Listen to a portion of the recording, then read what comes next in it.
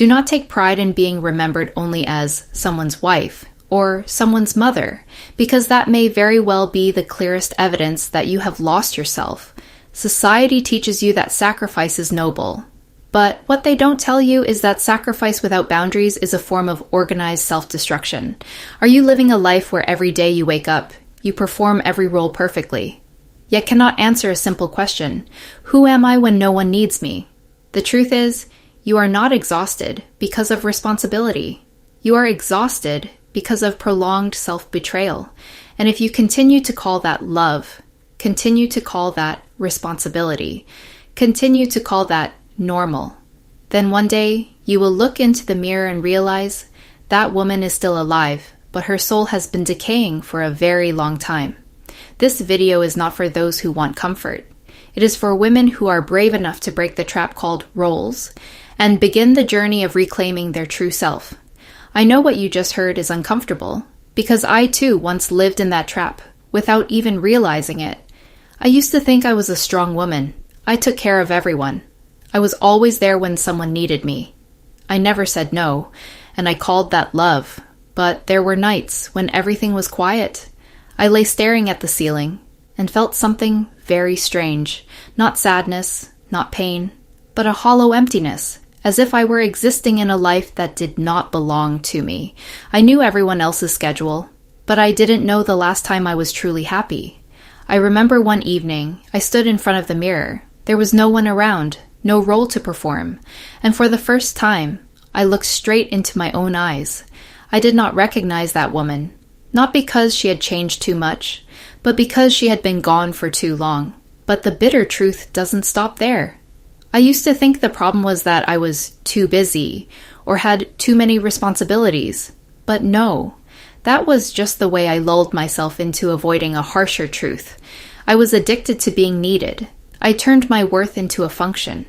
I existed to serve, to meet expectations, to please. And every time I succeeded in doing that, I felt meaningful. But the trap is this: if your value only exists when you are giving, you will never dare to stop.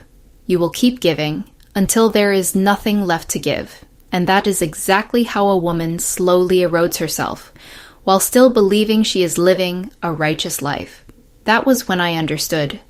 The lesson of self-mastery is not about controlling others, but about controlling how you define yourself. I did not suffer because they needed me. I suffered because I needed them to need me. That is a subtle dependency, disguised under the name of love. In Stoic philosophy, there is a very clear boundary: what you can control and what you cannot. I cannot control whether others appreciate me or not, but I can completely control whether I appreciate myself. And for a long time, I did not do that. I allowed myself to be defined by roles. I allowed myself to become an emotional tool for others. I willingly walked into a trap and locked the door from the inside. But the moment of change did not come from something grand. It came from a very simple question. If everyone disappeared, what would remain of me? The answer terrified me, because I realized I had built my entire life around others without ever building myself. Yet, in that very moment, something began to shift. I didn't need to destroy everything. I just needed to stop betraying myself. I started with very small things. I learned to say no without guilt. I spent time alone, not to escape, but to listen. I stopped explaining myself to people who never intended to understand. And strangely enough, the world did not collapse. Only one thing collapsed: the old version of me, the woman who lived to be accepted. If you see yourself in this story, understand one thing. You are not trapped because you are someone's wife. You are not trapped because you are someone's mother. You are trapped because you allowed those roles to become your entire identity. But roles are what you do, not what you are. And when you begin to separate the two, that is when you begin returning to your true essence. Now you must face a choice you have delayed for too long. Continue living as a perfect shadow in someone else's life, or stand up and take control of your own life.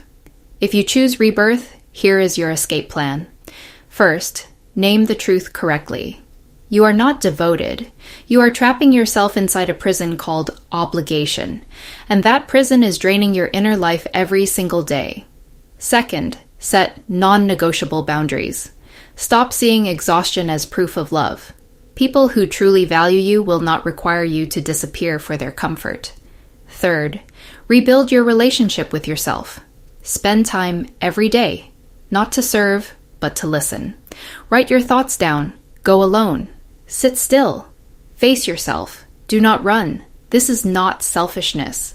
This is liberation of your true self. You are not born to be a supporting character in anyone else's story. You are the writer. You are the creator. You are the one who decides who you are. If you choose to live again, leave a mark. I take the wheel. Not for me, for yourself.